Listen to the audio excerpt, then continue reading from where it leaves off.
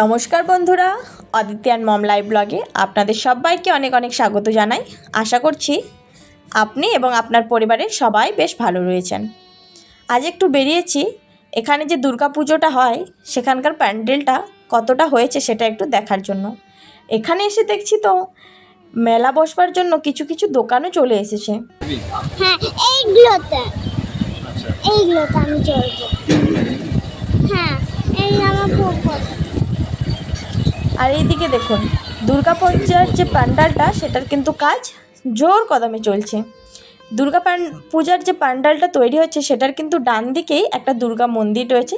সেখানে কিন্তু সারা বছরই মাতার পুজো করা হয়। আর হ্যাঁ, সেখানে কিন্তু নবরাত্রিও শুরু হয়ে গেছে। আর এই যে প্যান্ডেলটা হচ্ছে এখানে কিন্তু মূর্তি পুজো করা হয়। তো এটার কাজ কিন্তু এখনও কমপ্লিট হয়নি, চলছে জোর কদমে। এই রাস্তাটা ক্রস করেই আমরা যাব, কিছুটা দূরে গেলেই আমরা দেখতে পাবো একটা নদীর পাড়। এই নদীর পাড়ে আমরা বেশিরভাগ সময় আসতাম, কিন্তু এখন আর আসা হয় না। আজ এই নদীর পাড়ে এসে দেখছি নদীতে প্রচণ্ড স্রোত রয়েছে। অন্যান্যবার যখনই আসতাম তখন দেখতাম ওই যে দূরে দেখতে পাচ্ছেন পাথরগুলোকে, তখন বেশিরভাগ পাথরগুলোই দেখা যেত। আজ কিন্তু এতটাই স্রোত রয়েছে, কোনো কিছুই দেখা যাচ্ছে না। আর এখানে এই আন্টিগুলো এসেছেন পুজোর কিছু ফুল ফেলতে। জানেন, আমরা যখন ছোট ছিলাম প্রতি বছরই মামা বাড়ি গিয়ে একটা শিলাবতী নদী থাকতো, সেই নদীতে মকর সংক্রান্তির দিন সকালে গিয়ে সেই নদীতে স্নান করতাম। আপনারাও কি করতেন বন্ধুরা? যদি করতেন অবশ্যই কমেন্ট করে জানাবেন। নদীতে স্নান করতে কিন্তু খুব ভালো লাগে, খুব মজাও হয়। যেরকম আমরা ছোটোবেলাতেও পুকুরে খুব স্নান করতাম। এখনকার বাচ্চারা তো পুকুরে কেউ স্নানই করে না, আমরা কিন্তু খুব করতাম। আর আমার অদিতি কিন্তু জল নিয়ে ঘাঁটতে খুব ভালোবাসে। ও যখনই বাড়িতে থাকে, আমি কাজ করতে থাকি, তখনই ও লুকিয়ে লুকিয়ে ট্যাপটা খুলে জল নিয়ে খেলতে থাকে। আর এখানেও যখন আসে ততক্ষণ থেকে আমাকে বলছে যে মামা আমি একটু জল নিয়ে খেলবো। আমিও ওকে একটু সাহস দেওয়ার জন্যই ধরে রেখেছি, ও একটু যাতে করে সাহসও পায়, একটু মজাও করে নেয়। নদী তার আপন গতিতে বয়ে চলেছে। নদীর এই স্রোত দেখে আমার একটা কথাই খুব মনে পড়ছে, সময় এবং স্রোত কখনোই কারুর জন্য অপেক্ষা করে না।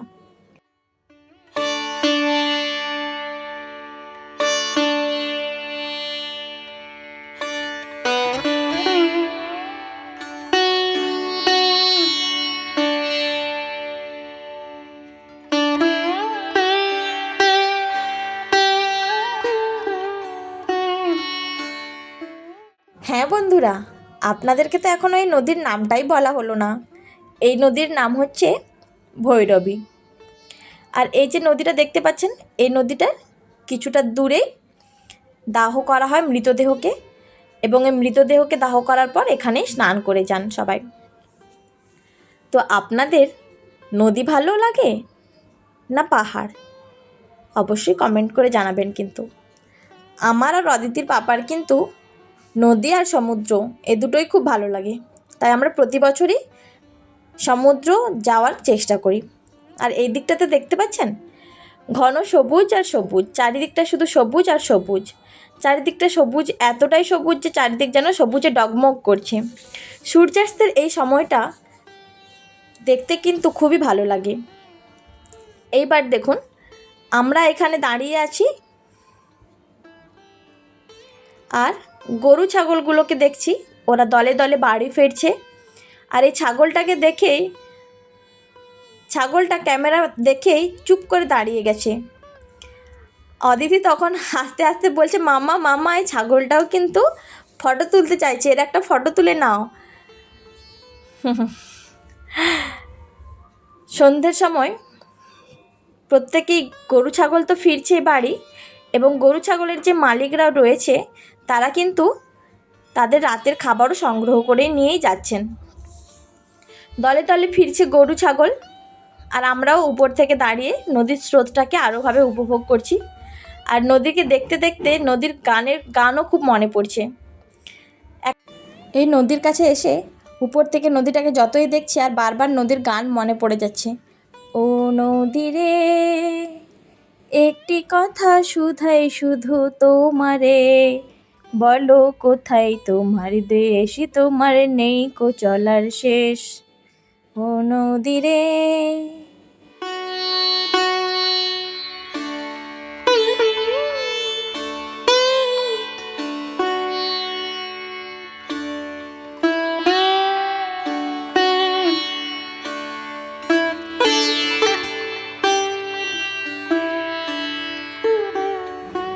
এই যে সন্ধ্যের সময় দলে দলে গরু ছাগলগুলো বাড়ি ফিরছে, এই গরু ছাগলগুলোকে দেখে কিন্তু অদিতি খুবই মজাও পাচ্ছে, আবার ভয়ও পাচ্ছে।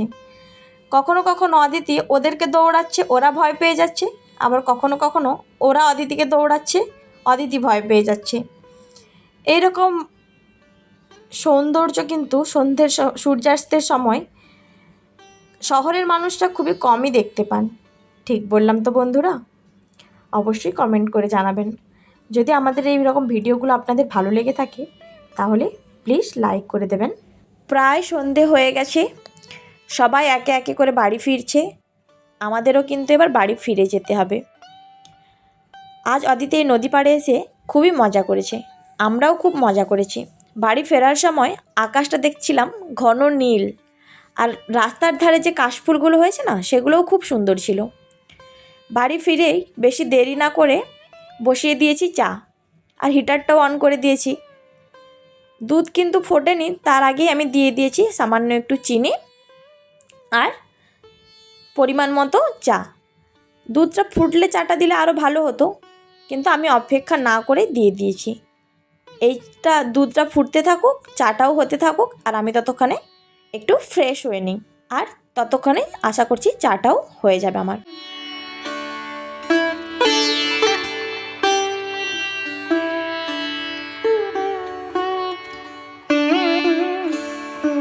হয়ে গেছে আমার, আমি নিয়ে চলে এসেছি চা।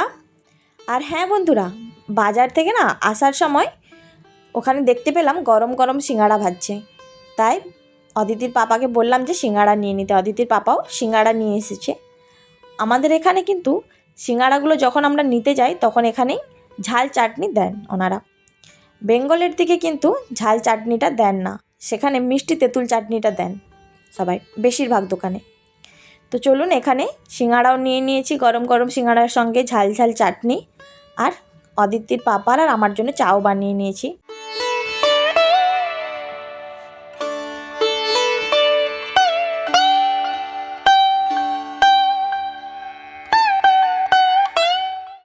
আমাদের চ্যানেলে এই রকম নতুন নতুন ভিডিও পেতে চ্যানেলটিকে সাবস্ক্রাইব করে নোটিফিকেশান বেল আইকনটি অন করে নেবেন। আর যারা ফেসবুকে রয়েছেন, ফেসবুক পেজটা ফলো করে নেবেন।